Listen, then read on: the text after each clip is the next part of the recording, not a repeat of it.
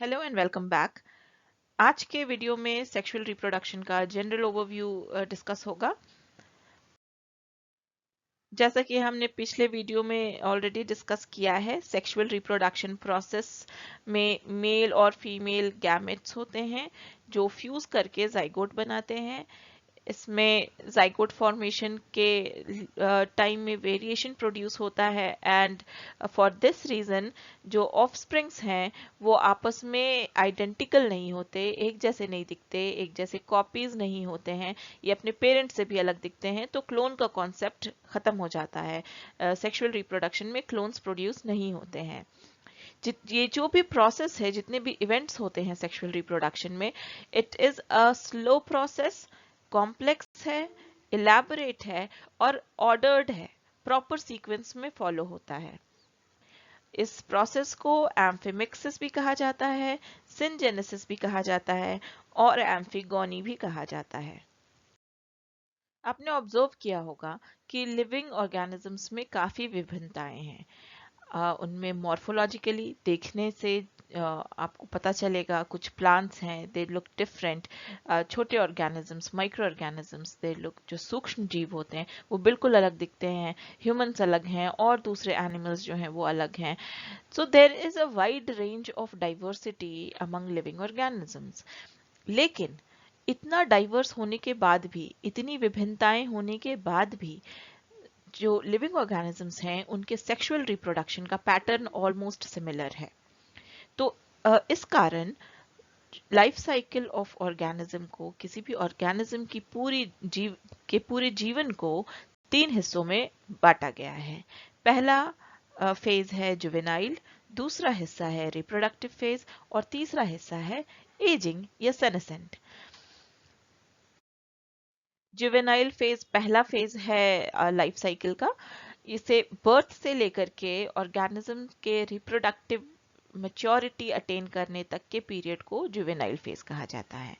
ये variable duration का होता है, किसी ऑर्गेनिज्म में उसका ड्यूरेशन कुछ होगा, किसी और में कुछ और होगा। तो एक फिक्स्ड नंबर ऑफ इयर्स नहीं है, डिफरेंट ऑर्गेनिज्म में डिफरेंट इयर्स, डिफरेंट ड्यूरेशन है। प्लांट्स में इसे वेजिटेटिव फेज कहा जाता है और इसकी शुरुआत होती है सीड के जर्मिनेशन से और इसका एंड होता है इनिशिएशन ऑफ फ्लावरिंग से। जब फ्लावर्स प्रोड्यूस होना शुरू हो जाते हैं तो जुवेनाइल फेज एंड हो जाता है और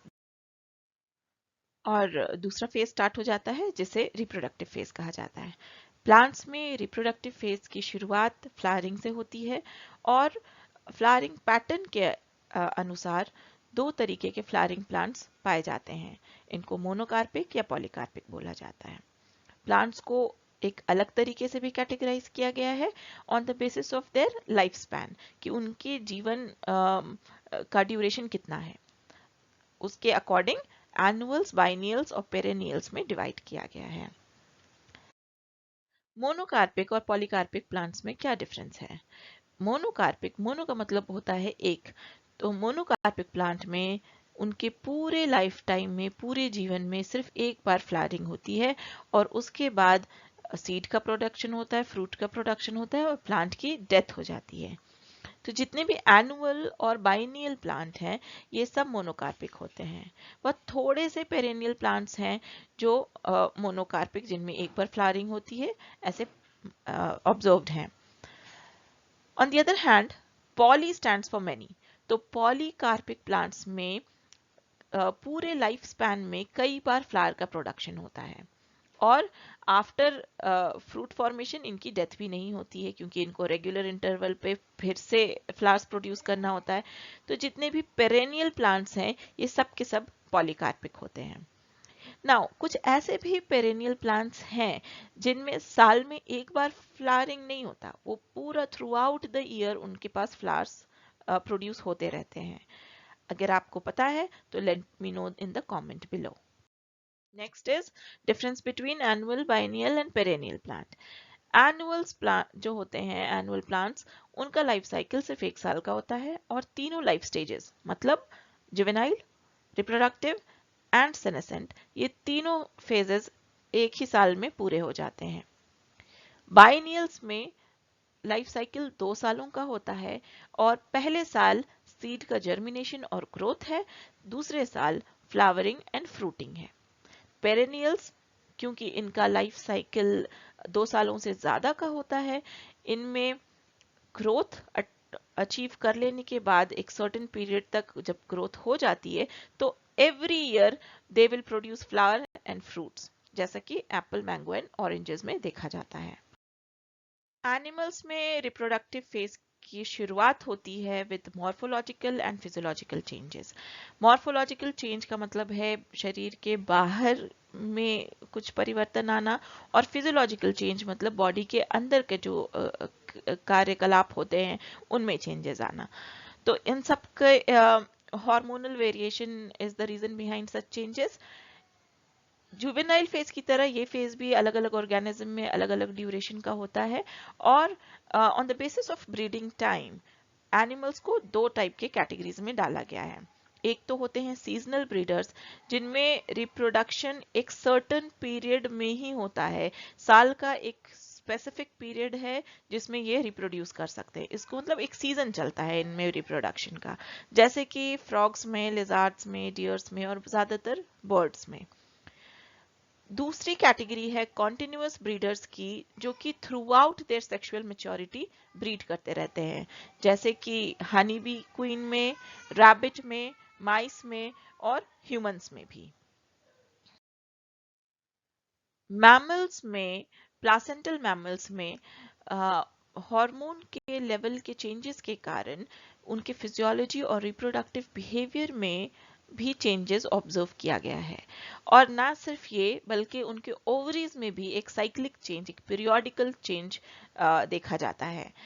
ये साइकिल्स 2 तरीके के होते हैं, एक होता है एस्ट्रस साइकिल जो कि नॉन प्राइमेट्स में ऑब्जर्व किया गया है, जो सीजनल ब्रीडर्स होते हैं उनमें एस्ट्रस साइकिल चलता है। इसमें वोम की जो लाइनिंग होती है वो तो उसका लॉस होता ही होता है, लेकिन ब्लड का लॉस नहीं होता है, और ये लाइफ टाइम प्रोसेस है, ये हमेशा होगा। ठीक है, राइट आफ्टर रिप्रोडक्टिव मेच्योरिटी, ये through out the life of organism ये हमेशा एस्ट्रस साइकिल चलता रहता है। दूसरे तरीके का साइकिल है मेंस्ट्रुअल साइकिल, जो कि प्राइमेट्स में सिर्फ ऑब्जर्व किया जाता है, ये कंटिन्यूअस ब्रीडर्स होते हैं। इसमें वोम्ब की लाइनिंग के साथ साथ ब्लड भी लॉस होता है, और ये लाइफ टाइम प्रोसेस नहीं है, मेनोपॉज के बाद मेंस्ट्रुअल साइकिल नहीं होता है।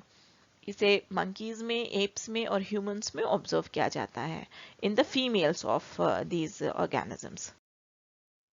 लाइफ साइकिल के लास्ट फेज को सेनेसेंट कहा जाता है, इसे एजिंग भी कहा जा सकता है। यहाँ पर रिप्रोडक्टिव फेज का एंड हो जाता है, मतलब the organism can no longer produce और ऑफस्प्रिंग्स। यहाँ से डीजेनरेशन की शुरुआत हो जाती है, बॉडी डीजेनरेट करने लगता है, बुढ़ापा आ जाता है और it ultimately leads to death. आज की वीडियो में इतना ही। नेक्स्ट वीडियो में we'll talk about events in sexual reproduction. Stay tuned and do subscribe the channel. Thank you.